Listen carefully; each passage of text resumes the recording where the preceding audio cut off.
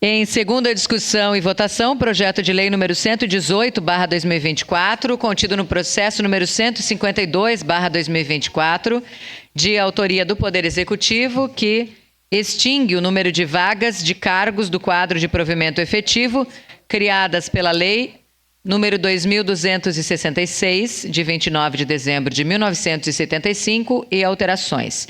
Relator, vereador Camilles. Com a palavra o relator. Senhora Presidente, peço dispensa por ter sido lido na sessão anterior. Dispensa concedida, vereador Camilles. Em discussão. Peço a palavra. Com a palavra, a vereadora Rose Frigeri. Bom dia.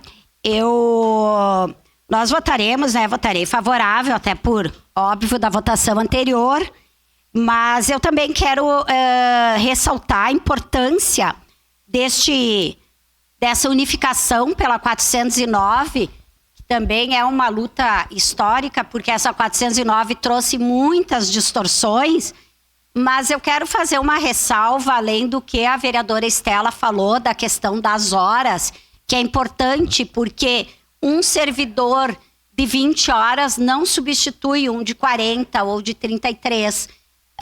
Nós vimos nesse período aqui da enchente, mas não só, que no fim e a cabo a sociedade precisa do serviço público.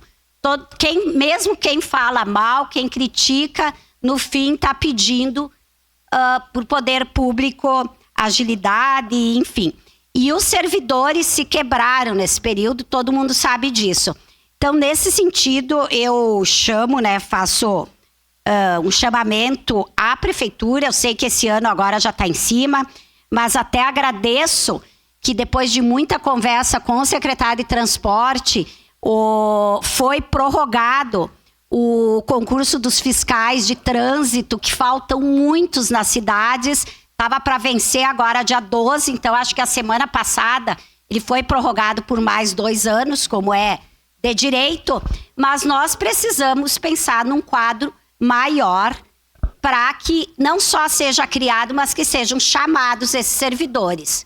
Nós vimos em todos os setores, e não sou só eu que falo, no SAMAI, quando nós vamos na Codeca, praças e jardins, nós estamos criticando aqui que não tem cuidado da cidade, as obras, nós estamos criticando, mas quando nós vamos ver, falta pessoal. Ontem à noite, agora saindo um pouco da discussão municipal, mas também pegando a questão que eu vi na homenagem aos bombeiros, acho que 60 cidades que eles atendem, que eles comentaram aqui, um pouco mais de 200 efetivos. Isso é um absurdo, é uma...